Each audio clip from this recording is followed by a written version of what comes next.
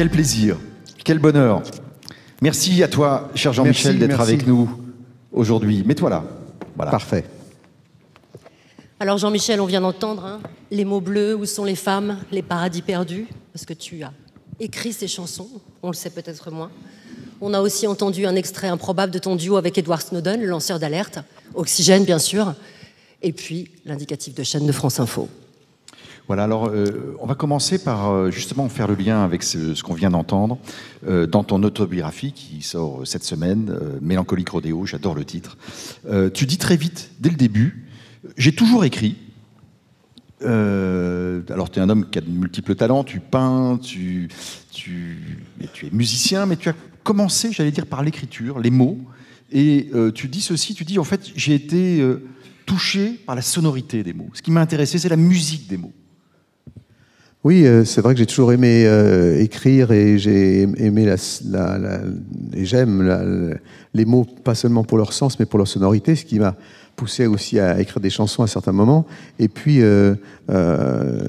j'ai fait, en dehors d'avoir fait des études de lettres et de m'intéresser beaucoup à l'étymologie, à la linguistique, c'est finalement quelque chose qui est très proche de mon travail comme enfant de la maison, puisque j'ai travaillé et découvert la musique électroacoustique, oui, avec Pierre Schaeffer, qui était donc le fondateur du service de la recherche de l'ORTF à l'époque, enfin de la RTF, même éventuellement, et dont le siège était à quelques centaines de mètres de la grande maison.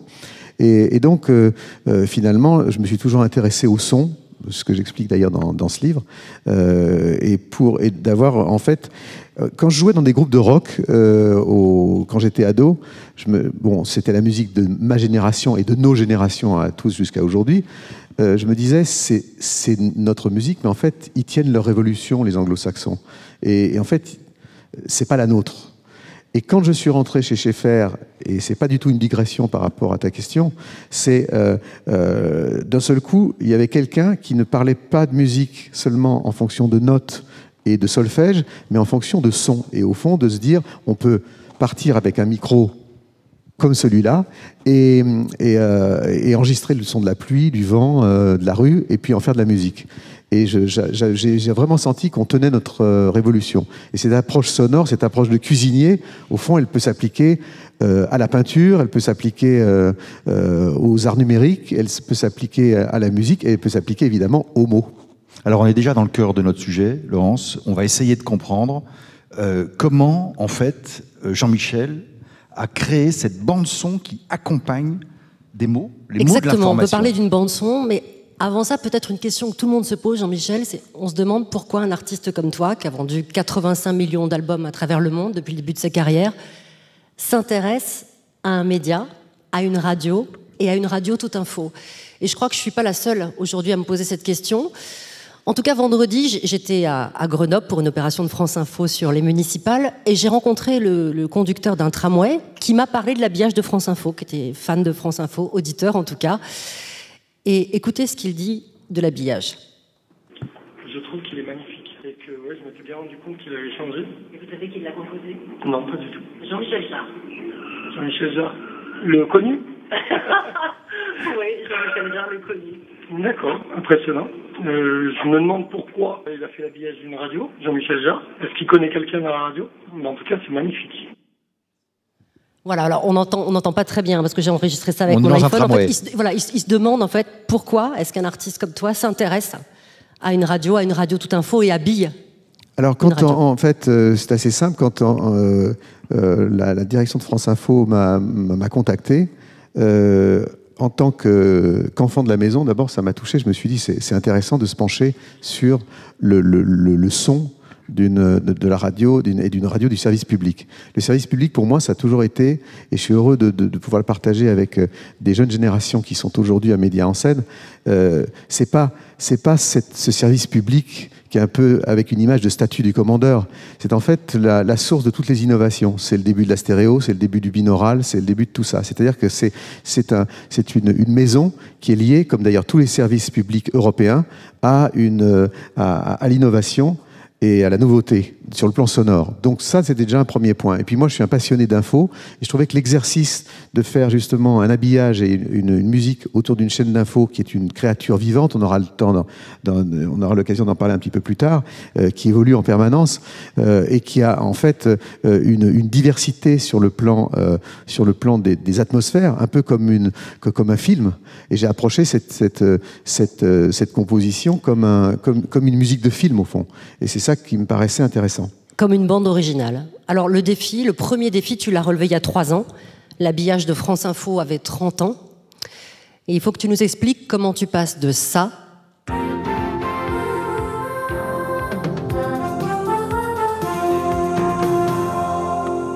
à ça.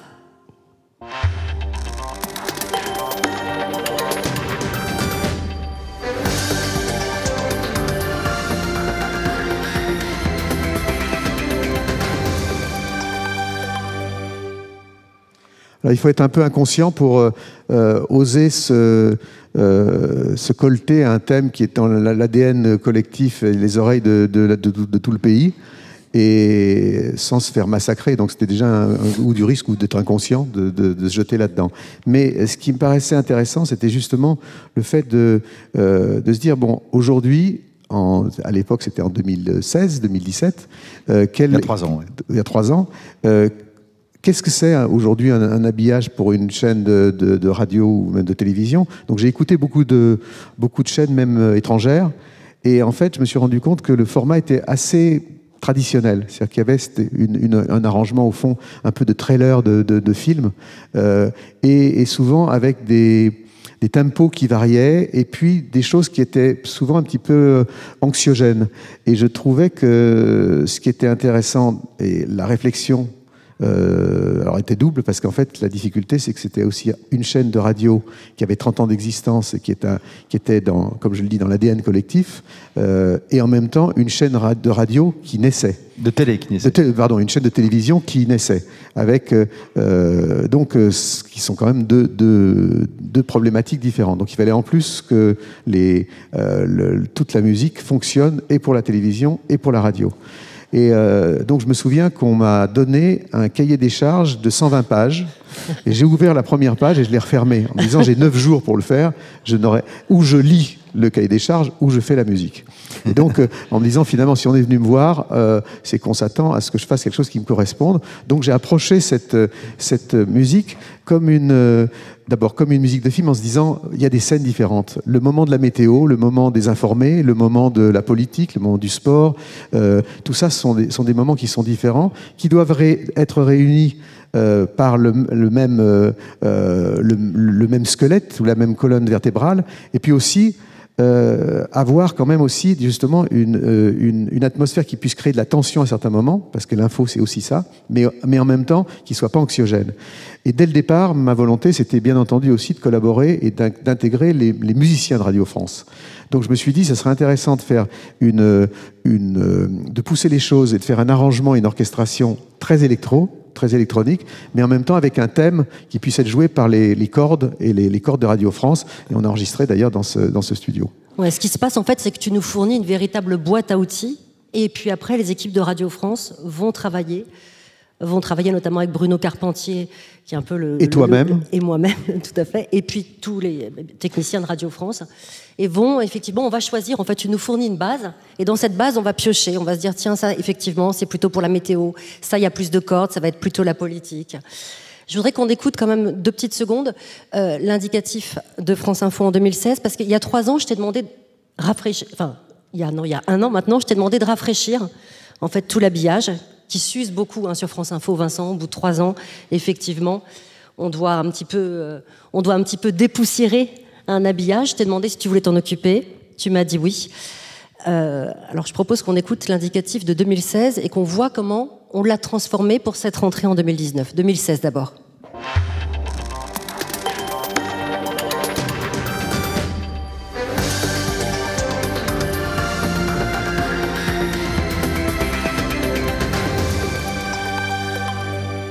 Et voilà comment tu l'as retouché, dépoussiéré pour 2019.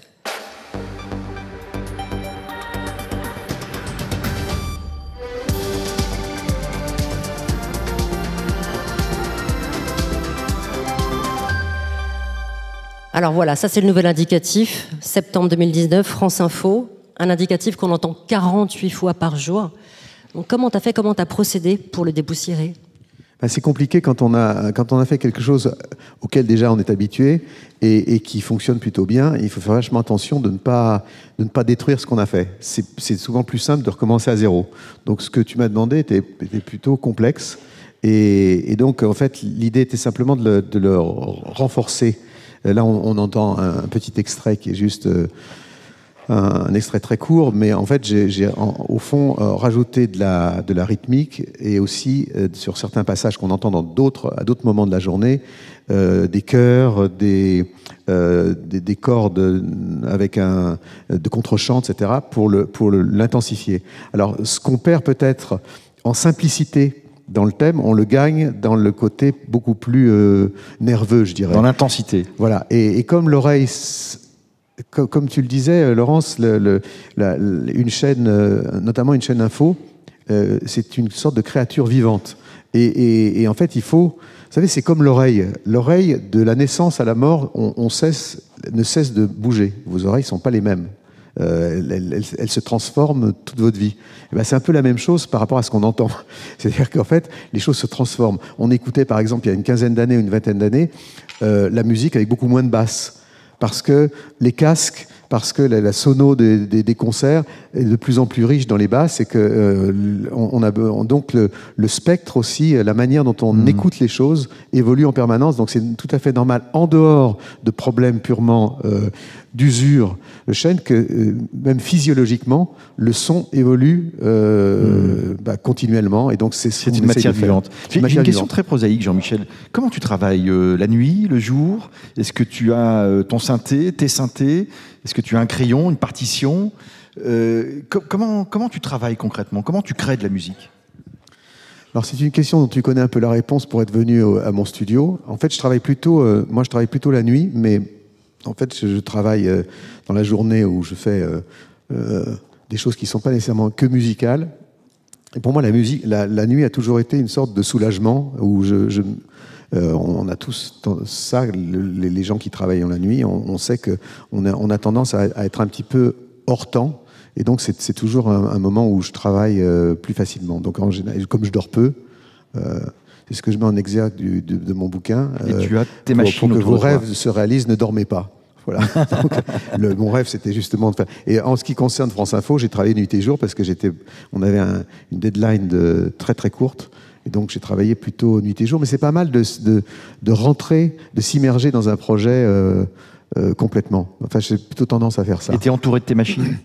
Oui, et puis à certains moments, je peux évidemment prendre des notes sur une partition, mais c'est intéressant. On n'a pas beaucoup de temps, donc je fais juste une petite digression par rapport à la composition musicale.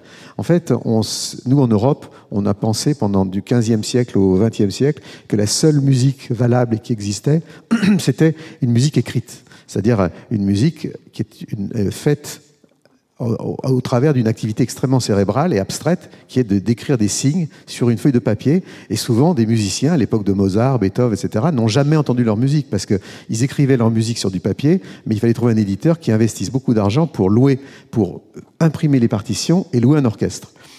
Mais en fait, on oublie que dans la totalité de l'histoire de la musique est plutôt un mode d'expression de tradition orale, la musique chinoise, la musique africaine, la musique indienne, et la musique...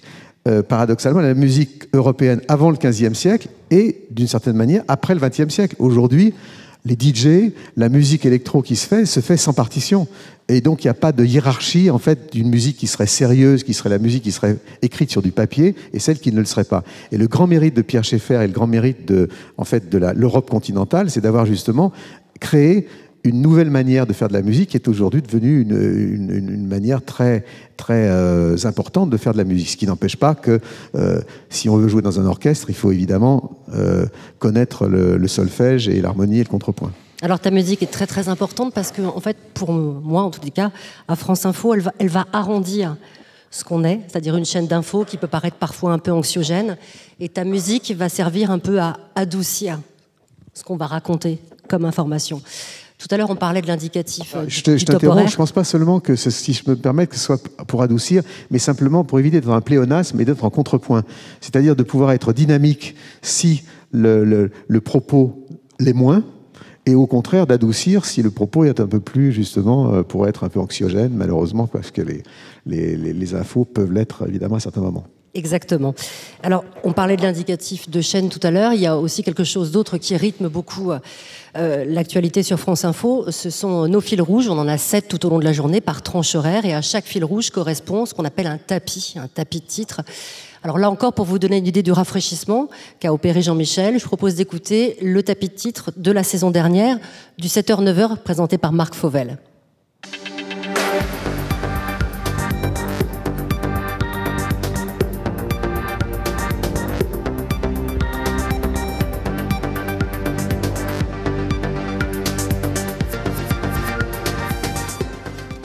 Voilà, et après rafraîchissement, voilà ce que ça donne pour cette année. En bras fixe.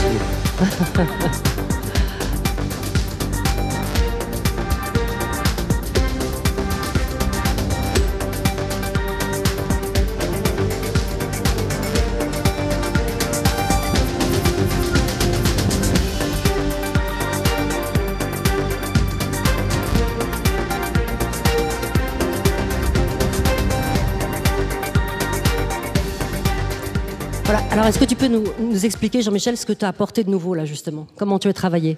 Alors, en fait, bon, je pense que c'est pas un jugement de valeur, mais je pense que le premier était pas mal non plus. Mais il s'agissait, au fond, de pouvoir réfléchir à comment faire évoluer les choses. Et un petit secret de cuisine, c'est qu'en fait, j'ai abordé ce projet en se disant, au fond, vous êtes tenu par le temps en permanence dans une chaîne d'info. Et donc, vous vivez en subdivision de secondes. Donc, j'ai choisi de prendre un tempo qui soit à 120 ou à 60, c'est-à-dire un tempo qui est à la seconde ou à la demi-seconde ou à la subdivision des secondes. Ce qui permet à n'importe quel moment de pouvoir caler un module et de toujours être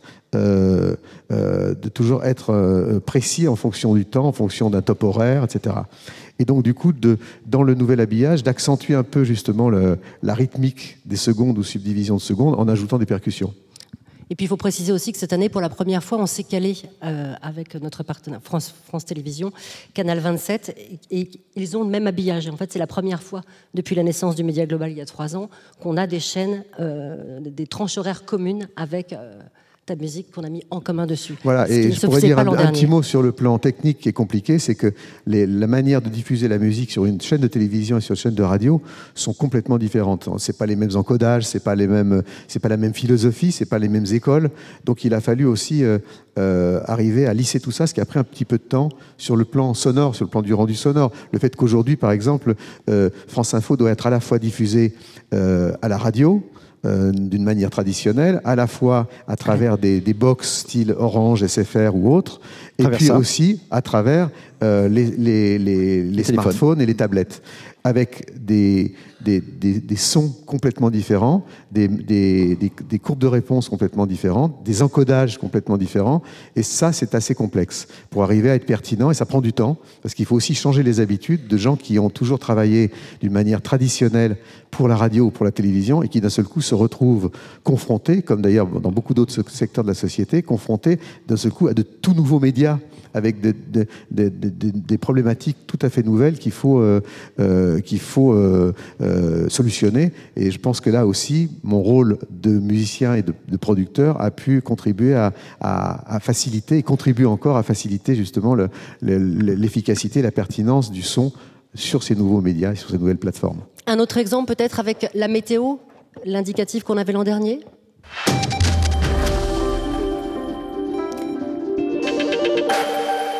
Alors voilà, ça c'était la météo, les 3 premières années de la naissance du Média Global. Et aujourd'hui, la météo, ça donne ça.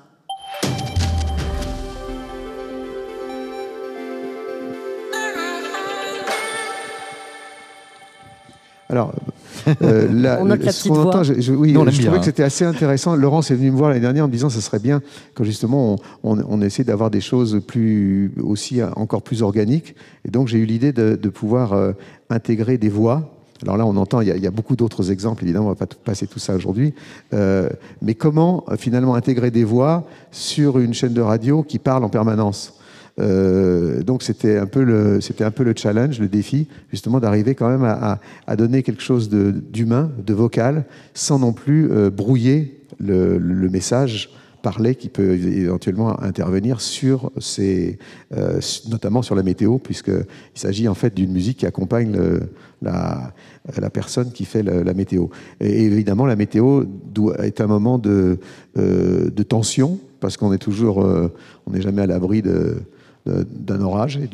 Et donc, du coup, je trouvais que c'était assez intéressant d'avoir un côté un peu ambiante, comme ça, planant, un peu aquatique. Et qui puisse être aussi un peu ensoleillé aussi. Donc c'était un moment intéressant.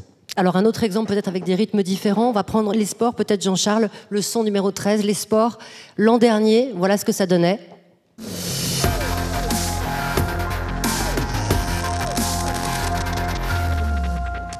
Et depuis la rentrée 2019...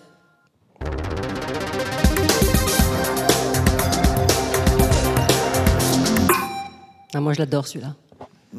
On se rapproche des Jeux Olympiques, il faut accélérer le mouvement un peu. Il faut aller chercher la médaille. Il faut aller chercher la médaille, oui.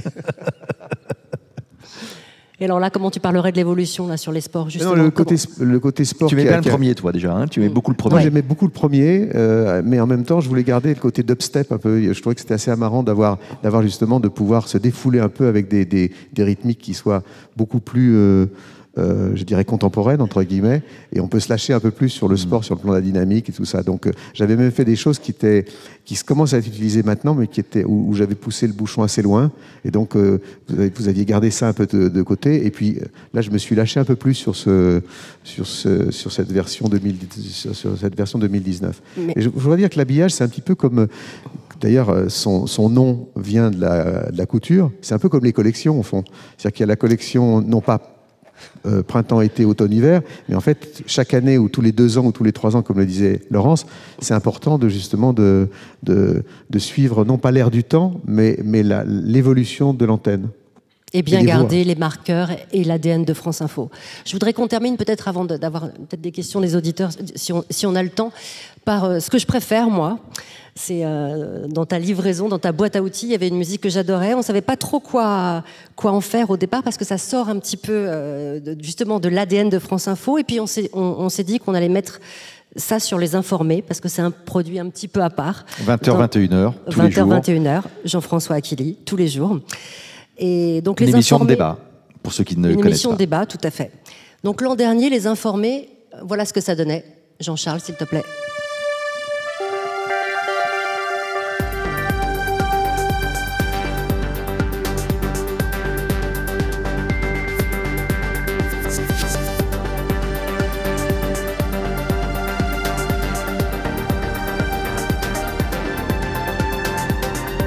Très beau celui-là aussi. Super.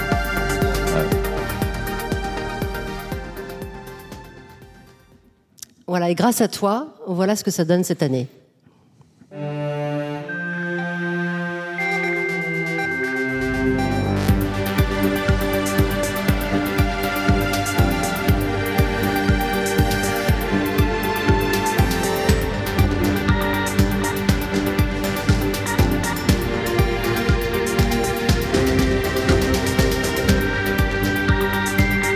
Magnifique.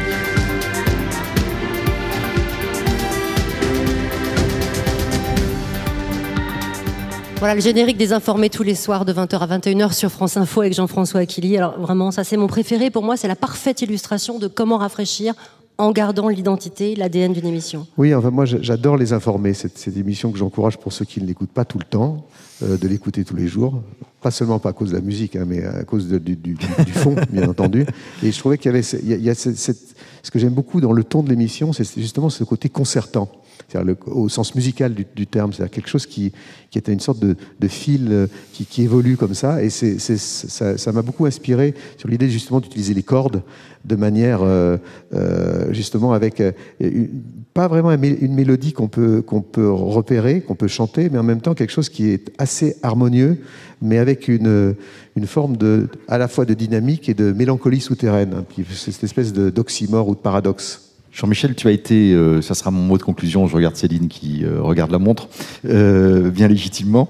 Non, tu as été un défricheur, quelqu'un qui a cherché toute ta vie, qui a innové dans le domaine du son, de la musique. Et dans ton autobiographie, il y a 2 phrases, je trouve, que tu as mis en exergue, qui me parlent beaucoup, que je trouve sublimes. Et donc je les partage avec le jeune public qui est avec nous aujourd'hui. La première est de Michel Serres, qui dit ceci: « Nous dépendons de ce qui dépend de nous ». Et la seconde phrase, en écho, est celle du peintre Jackson Pollock, qui dit « C'est ce que je fais qui me dit où je vais ». C'est magnifique. No comment. Merci Jean-Michel. Merci à vous tous. Merci à tous.